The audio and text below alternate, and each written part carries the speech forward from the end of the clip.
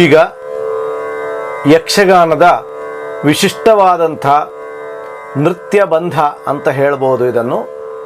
ಇದನ್ನು ಹಾಡುವವರು ಬಾಯಿಪಾಠ ಮಾಡಬೇಕು, ನುಡಿಸುವವರು ಆ ತತ್ಕಾರಗಳು ಹೇಗಿವೆಯೋ ಹಾಗೆಯೇ ನುಡಿಸುವುದನ್ನು ಅಭ್ಯಾಸ ಮಾಡಬೇಕು.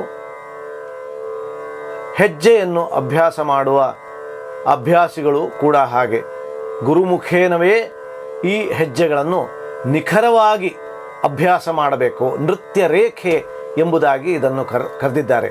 ನೃತ್ಯ ರೇಖೆ ಹೇಗೆ ಬರಬೇಕೋ ಹಾಗೆಯೇ ಇದನ್ನು ಅಭ್ಯಾಸ ಮಾಡಬೇಕು.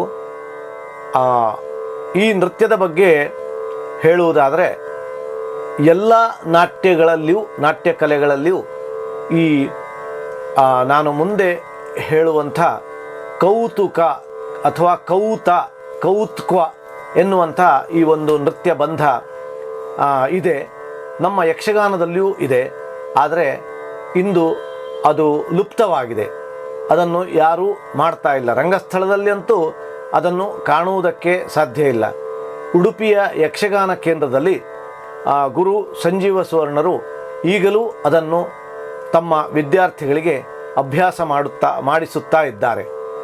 ಅವರಿಂದ ಅಭ್ಯಾಸ ಮಾಡಿದಂಥ ಕೆಲವು ವಿದ್ಯಾರ್ಥಿಗಳಿಗೆ, ವಿದ್ಯಾರ್ಥಿನಿಯರಿಗೆ ಈ ಪಾಠಕ್ರಮ ಗೊತ್ತು ಅಷ್ಟೇ.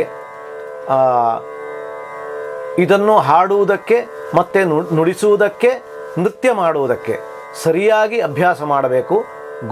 ಗುರುಮುಖೇನದಿಂದಲೇ ಅಭ್ಯಾಸ ಮಾಡತಕ್ಕದ್ದು.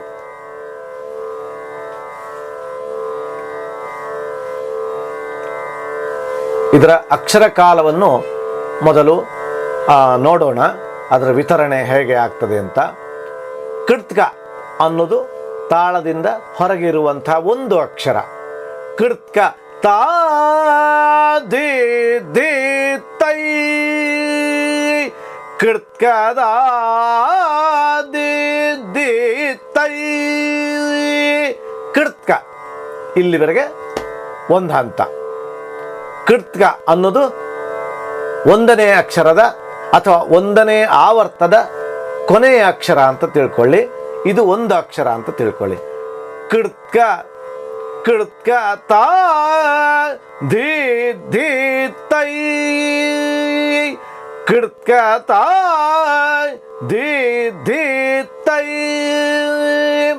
ಕೃತ್ಕ ತಾ ತರಿ ಧೀ ತರಿ ತಾ ಹಂಗೀತ ಜನಕಿಟ ಜನಕಿಟ ತಧಿನ್ನ ತೋಂಗ ಝಕಿಟ ಉದರಗಿಣ, ಕೃತ್ಕಧಿನ್ನ ಝಕಿಟ ಉದರಗಿಣ, ಕೃತ್ಕಧಿನ್ನ ತರೀಕು ತರೀಕು ಆನನ ಕೌತುಕ ದೇವರ ಗಣಪತಿ ವಿಘ್ನ ವಿನಾಶಕ ಜನಕಿಟ ಅರಳುವ ತಾತ್ತರಿ ವಿನಯ ಅಗೃತೋಂ ದಿಗೃತೋಂ ತಾಕು ದಿಕ್ಕು ತಕ ತಳಾಂಗು ತರಿಕಿಟ. ಹೀಗೆ ಇದನ್ನು ಕೈಯಲ್ಲಿ ಹಾಕಿ ಮೊದಲು ಅಭ್ಯಾಸ ಆಗಬೇಕು, ಬಾಯಿಗೆ ಬರಬೇಕು. ಆನಂತರ ಅದನ್ನು ಮದ್ದಳೆಯಲ್ಲಿ ನುಡಿಸುವುದಕ್ಕೆ ಅಭ್ಯಾಸ ಮಾಡಬೇಕು. ನೃತ್ಯವನ್ನು ಇದಕ್ಕೆ ಈ ತತ್ಕಾರಗಳಿಗೆ ಸರಿಯಾಗಿ ನೃತ್ಯವನ್ನು ಮಾಡಬೇಕು.